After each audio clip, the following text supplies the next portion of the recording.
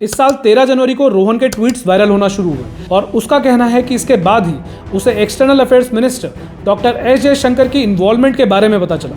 ये किस्सा शुरू होता है उस वक्त की Indian ambassador to Austria Renu Pal के करप्शन केस से, जिन्होंने ऑस्ट्रिया में 15 लाख के मंथली रेंट पर एक अपार्टमेंट लिया था। आई रिपीट, इस अपार्टमेंट का एक महीने का रेंट था 15 लाख रुपए। तीसरी बार याद दिला दूं, ये तुम्हारे और मेरे टैक्स के पैसे हैं जिस पे ये अय्याशी चल रही है। खैर, इसके अलावा करोड़ों की बाकी फाइनेंशियल इरेगुलरिटीज भी सामने आई। ये भी पता चला कि उन्होंने गलत फैक्ट सामने रखकर मिनिस्ट्री से कई सारी परमिशंस ली हैं। मिनिस्ट्री ऑफ एक्सटर्नल अफेयर्स ने तब ये बताया था कि सेंट्रल विजिलेंस कमीशन की रिपोर्ट से ये फ्रॉड साबित होता है और रेनू पाल ने इंडीड करोड़ों रुपए का करप्शन किया है। अब मेरा अगला सवाल तुमसे है, ऐसे करप्ट ऑफिसर के साथ आगे चलकर क्या हुआ होगा? तुम्हें क्या लगता है, पेनल्टी लगी होगी या सस्पेंशन मिला होगा? दोनों गलत जवाब। उनको मिला प्रमोशन। उनके भारत वापस आने के बाद मिनिस्ट्री में एक नया डिपार्टमेंट बनाया गया। ये नया डिपार्टमेंट था नेस्ट, जिसकी फुल फॉर्म है the new emerging and strategic technologies division.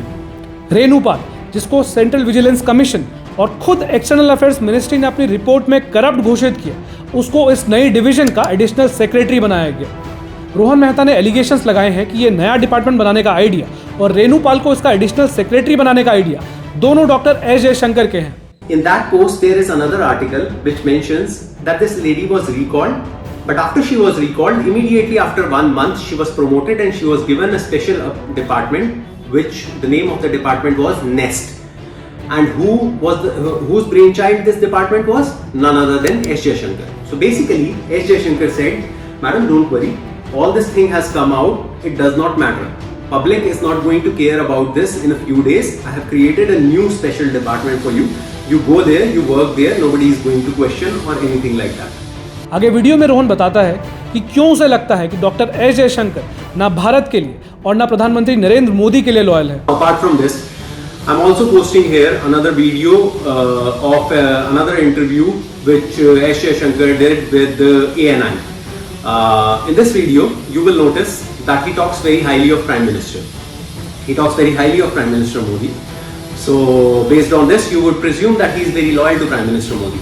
But recently, S. Jayashankar had gone to presidential ceremony of President Trump. While all this was happening, S. Jayashankar was very well aware that the discussions have been going on in India that our Prime Minister has not been invited. So, assuming that he is loyal to India, or assuming that he is more loyal to Prime Minister Modi as he tries to say, he could have politely declined the invitation. He could have written back that I am glad for the invitation, but unfortunately as my country's Prime Minister has not been invited, I will not be able to accept the invitation. But no, that's not what he did. Because of what? Because the money is public expenditure. Come on. He's getting to travel on public expenditure. He's getting to enjoy on public expenditure. And moreover, he's making a special video on himself. The link to that video is also something I'm providing here. You can see that video. If our country's Prime Minister would have attended the presidential ceremony and a video like that would have been made, it would have perhaps made sense. But what does this video signify apart from this video being a PR for S. Jayashankar and nothing else? Now, I understand कि ये रोहन का एक personal opinion है और हर किसी को अपना opinion रखने का हक भी है, लेकिन वो ओपिनियन हमेशा सच हो ये ज़रूरी नहीं है। इसलिए मैं इस ओपिनियन पे कोई कमेंट नहीं करूँगा। देखो, I will be honest, I am a huge fan of doctor S Jaishankar and I believe that he is one of the most learned ones that we have ever had. लेकिन मैं उससे भी बड़ा फ़ैन हूँ भारतीय संविधान का, जो रूल ऑफ लॉ की बात करता है और हमें बताता है कि अगर गलत करने वाला भले ही देश का प्रधानमंत्री क्यों ना हो, उस पर सेम वही नियम लागू होंगे जो एक मामूली अपराधी पे। अगर रोहन मेहता झूठ बोल रहा है तो उस पर पूरी मिनिस्ट्री और डॉक्टर एस जयशंकर को इस तरह बदनाम करने के लिए स्ट्रिक्ट एक्शन लिया जाना चाहिए। लेकिन अगर वो सच बोल रहा है तो पूरी की पूरी मिनिस्ट्री पे स्क्रूटिनी बिठाने की भी ज़रूरत है। रोहन मेहता ने अपनी वीडियो डिस्क्रिप्शन में ये सारे डॉक्यूमेंट्स के गूगल ड्राइव का लिंक दे रखा है। rohan.learns पर जाकर उसको ज़रूर चेकआउट कीजिए।